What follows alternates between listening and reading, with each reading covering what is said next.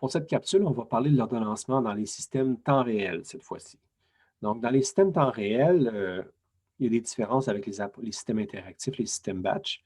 Euh, ce qu'on peut dire d'abord, c'est que euh, dans les systèmes interactifs,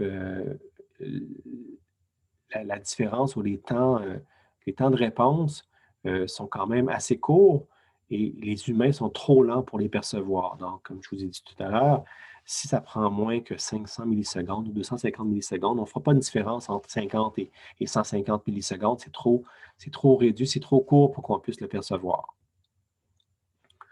Et donc, dans ce contexte-là, l'ordonnancement round-robin avec priorité fait un très bon travail dans un système interactif.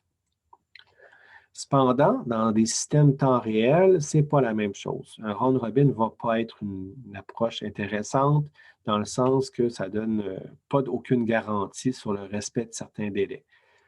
Un ordonnanceur, dans un contexte de système temps réel, doit être en mesure d'organiser les traitements pour que les délais soient respectés. Donc, on veut s'assurer que la capacité de traitement soit plus juste relativement aux capacités disponibles. Donc, l'ordonnancement est central dans les systèmes temps réel. Ce qu'on peut dire comme élément caractéristique, c'est on peut avoir une durée fixe ou une durée variable des tâches. Donc, on veut pouvoir caractériser les tâches euh, de temps réel. Donc, et l'incertitude qu'on a sur la durée du traitement, on appelle ça le jitter. Fait qu'on s'attend à ce que s'il y a beaucoup de jitter, ça peut être très problématique parce que c'est très difficile de gérer des tâches qui peuvent prendre dont le temps de traitement va du simple au double, par exemple. Ça veut dire qu'on doit toujours prendre le pire des cas, c'est-à-dire le double, et ça peut rendre l'ordonnancement très difficile.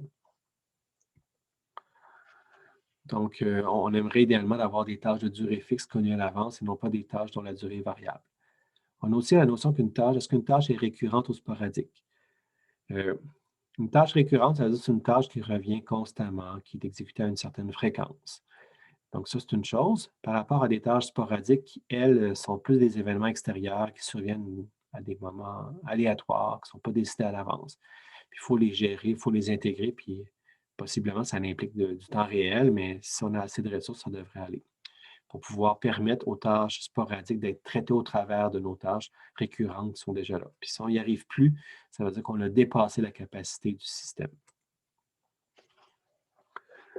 On a le modèle de tâches périodiques, c'est de dire que les tâches se répètent selon une certaine fréquence. On sait que certaines tâches vont revenir à toutes les secondes, à toutes les demi-secondes, à toutes les minutes, puis il faut les faire selon cette cédule-là. Il faut être capable de faire un traitement d'une tâche dans la fenêtre de temps qui nous est allouée. La réponse, ça ne va pas être immédiate, mais on veut que ça se fasse quand même avant la prochaine fois qu'on va retraiter ça.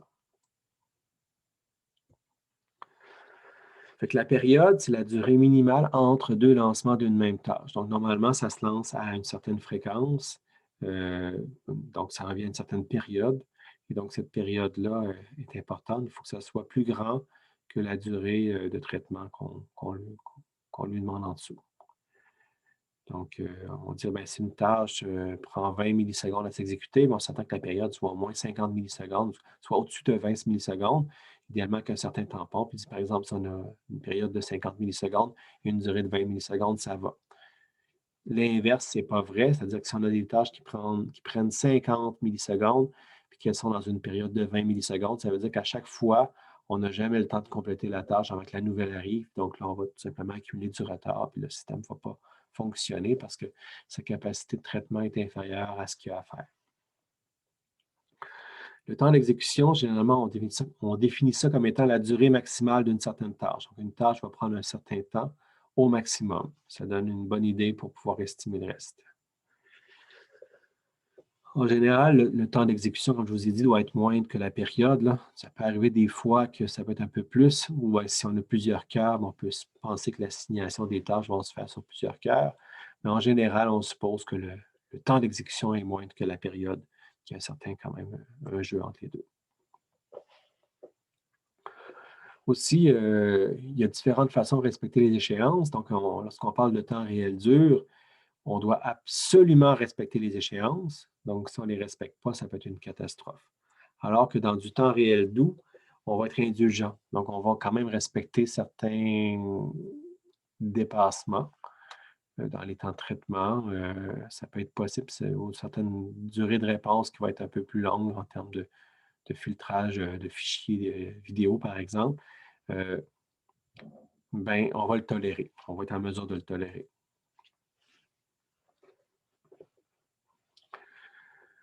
Donc, la question qu'on peut se poser aussi, c'est de dire lorsqu'une tâche est complétée, ou du moins, non, excusez-moi, lorsque la tâche est en cours d'exécution, mais euh, on a atteint l'échéance, qu'est-ce qu'on fait avec la tâche?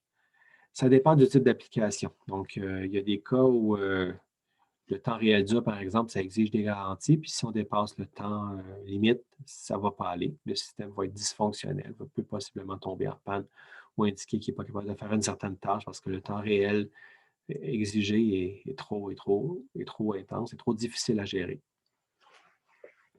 En temps réel doux, c'est généralement, dans le contexte du cours avec du Raspberry Pi, sur Linux, c'est du temps réel doux. Là, on n'a pas l'infrastructure pour faire du temps réel dur. Linux n'est pas un système d'exploitation temps réel dur du tout. Dans du temps réel doux, on exige un effort, on appelle un best effort. Donc, c'est quand même plus relax par rapport au temps réel dur. Un autre point aussi, c'est que certaines tâches peuvent dépendre d'autres tâches. Par exemple, ici, on a un exemple avec une ligne de commande. On a le cat fichier grep mot spécial. Fait que ce qu'on peut voir ici, c'est que ça ici, ça va être un processus. Ça là, ça va être un deuxième processus. Et l'exécution du processus grep dépend de la sortie du processus cat, soit en live, soit en attente. Là. Généralement, le cat, c'est instantané, fait qu'il va nous donner tout ce qu'il faut. Fait qu'il va fournir finalement le flux texte ici de fichier dans le pipe, puis grep va le recevoir, puis il va pouvoir le traiter. Sauf qu'on s'entend que grep dépend du résultat de cat. Donc, il ne peut pas être lancé avant le cat, il doit être lancé en même temps ou après, puis il va pouvoir s'exécuter après que cat ait fait son travail.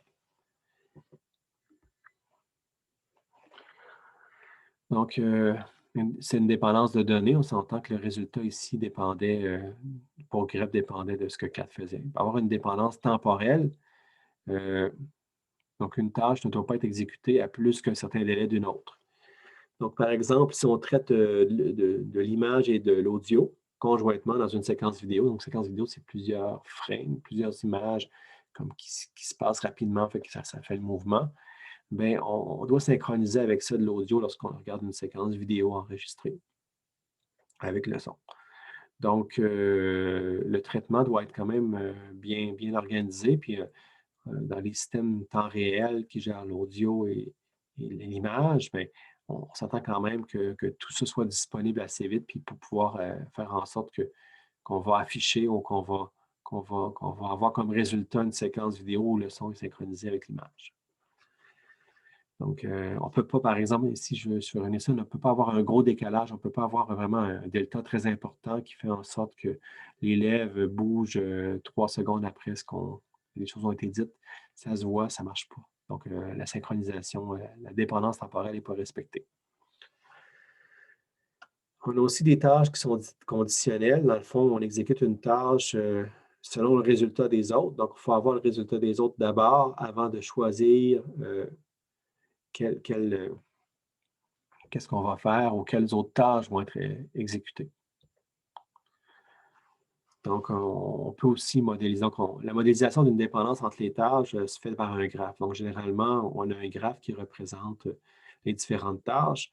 Les nœuds dans le graphe sont des processus, donc plus l'exécution d'une tâche, même plus, on pourrait passer à la notion de tâche, plutôt que processus. C'est-à-dire que ça, c'est une certaine tâche qui s'exécute. Donc, on voit qu'ici, par exemple, la première ici, ça dépend du résultat de celle-là en haut à gauche. Ici, bien, on a une autre tâche aussi qui démarre avec rien, qui va être lancée au début. Puis on voit qu'on a 3 tâches qui dépendent de celle-ci. Donc, avec ce graphe-là, on est capable de modéliser le flot de traitement, puis de comprendre un peu c'est quoi les relations, puis peut-être utiliser ça pour faire un meilleur ordonnancement. Puis il peut y avoir des conditions comme ici, où là, le fait qu'on exécute, par exemple, cette branche-là, dépend seulement de la condition, puis si la condition est vraie, on y va, si elle est fausse, on ne fait rien.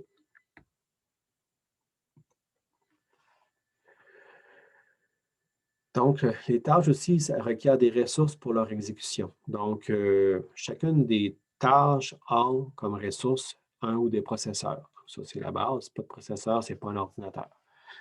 Donc, il y a d'autres ressources qui peuvent être nécessaires, comme le réseau, l'écran, une base de données, un capteur, etc. Donc, ça dépend toujours du contexte dans lequel on se place.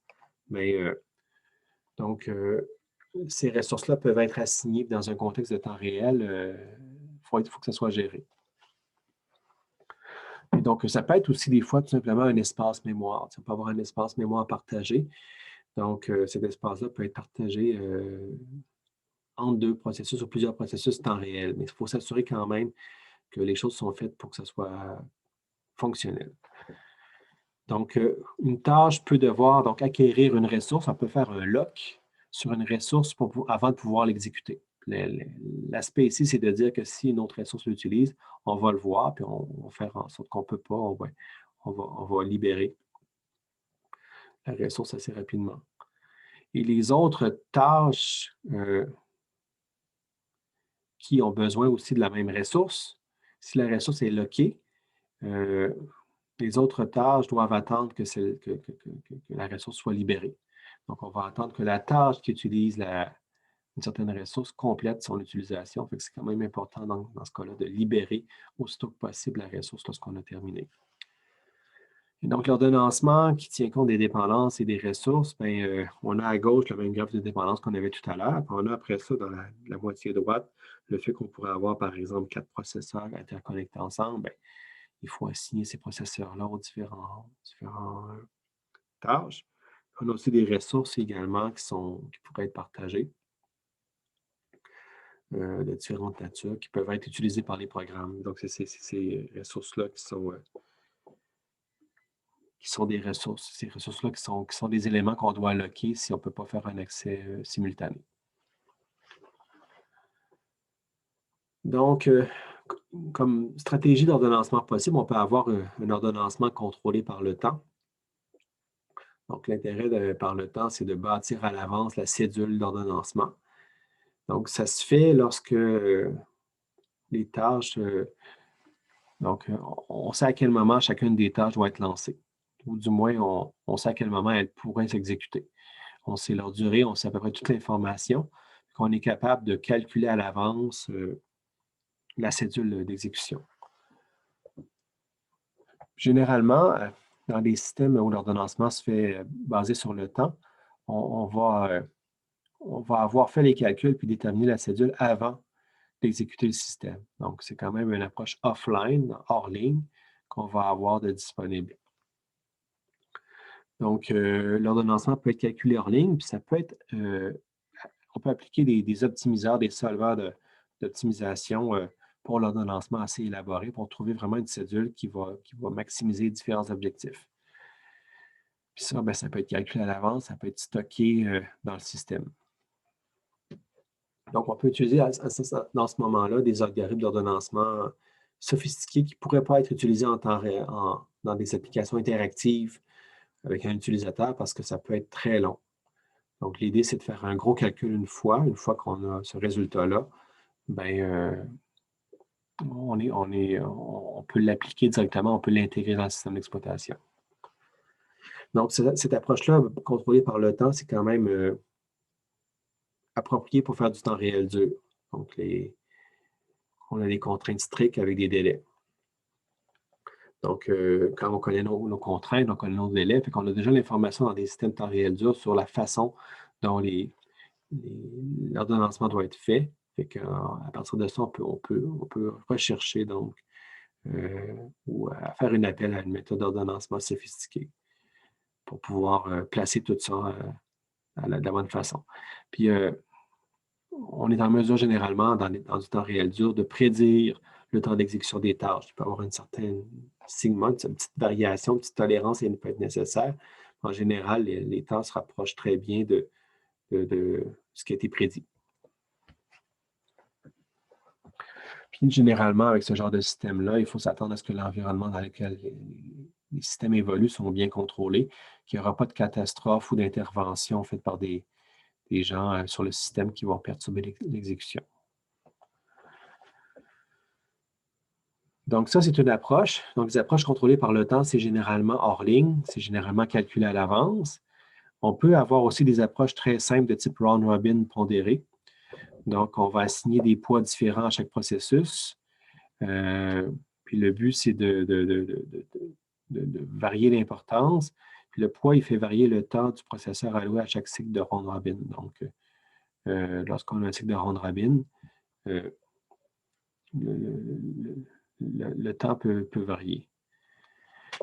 Donc, ce n'est pas très utile, ça, pour des systèmes embarqués en général, mais c'est particulièrement pertinent pour la réseautique haute performance, parce que là, en réseautique haute performance, on peut avoir des contraintes de performance importantes.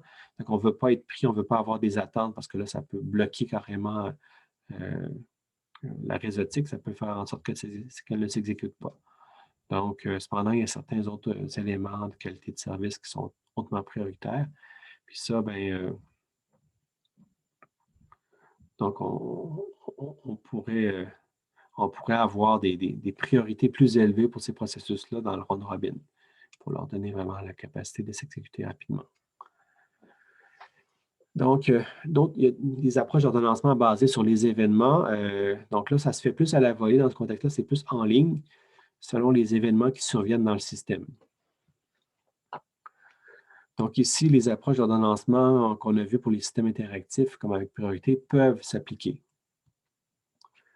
On différencie deux grandes familles de systèmes. On peut parler des systèmes statiques et des systèmes dynamiques. Ça, c'est pour les systèmes multiprocesseurs quand il y a plusieurs cœurs, plusieurs processeurs.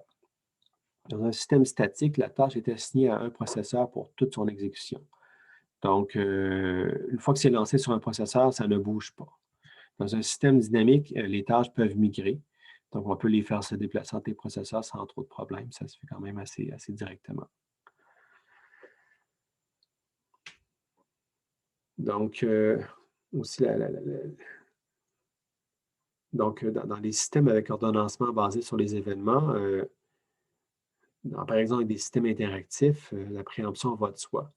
Donc, on veut que ce soit réactif, on veut pouvoir répondre aux requêtes. Donc, dans un système interactif, les préemptions sont centrales. Mais dans un système temps réel, la préemption n'est pas toujours nécessaire. Dans le sens que même dans certains cas, ça peut créer des problèmes parce que la préemption peut introduire des ordonnancements inférieurs à ce qu'on aurait obtenu sans préemption. Notre borne inférieure, notre pire des cas peut être pire avec préemption que sans préemption.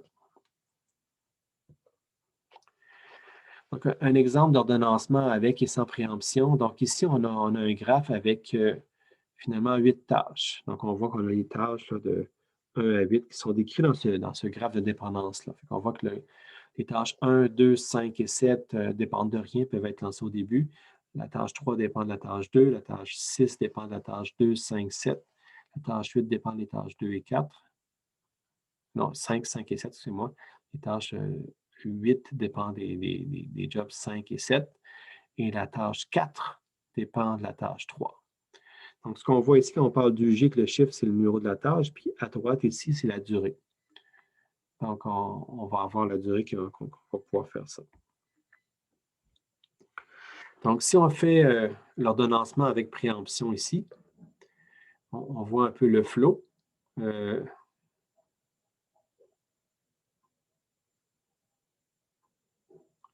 Donc, on voit que 1 et 2 sont placés en premier. Puis là, il y a donc 2, vu que ça dure seulement un cycle, ça se fait très rapidement. Ensuite, il y a 3 qui suit. 3 dépendait seulement de 2, fait qu'il se fait à ce moment-ci. Puis là, ce qu'on peut voir, c'est qu'on a 7 ici qui commence, mais 7 qui est quand même d'une durée assez longue, qui doit durer 4 cycles, se fait préempter parce que J5 vient d'être lancé, parce que toutes les méthodes, tous les jobs ont été lancés avant, sauf J5 qui est lancé au temps 4. Puis en lançant ça au temps 4, le J5 va préempter J7 et il va se placer pour s'exécuter immédiatement. Mais dans les ordres de priorité, on voit que J7 est quand même assez prioritaire. Fait que là, avec préemption puis le fait que ce soit dynamique, J7 peut être redispatché au processeur 1. Fait qu'on peut le remettre au processeur 1 sans trop de problèmes. Sauf que là, on va attendre d'avoir le résultat. Puis le J7 en soi est nécessaire pour pouvoir exécuter J6 et J8. Fait que rien ne peut se faire tant que J7 n'a pas complété.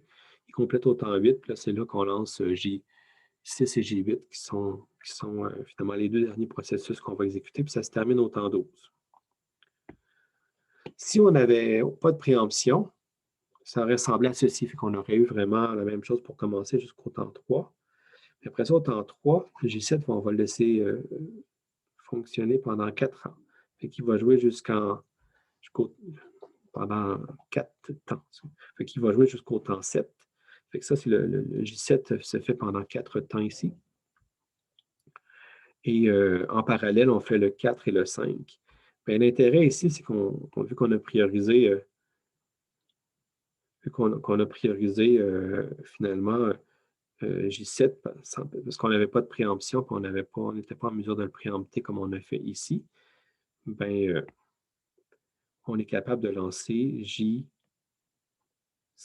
et J8 au temps 7, ce qui est une fois plus rapide, un temps plus tôt qu'avec préemption. Fait que le fait qu'on n'ait pas préempté nous a mis dans une meilleure circonstance, puis a fait en sorte que ça s'est exécuté un petit peu plus rapidement.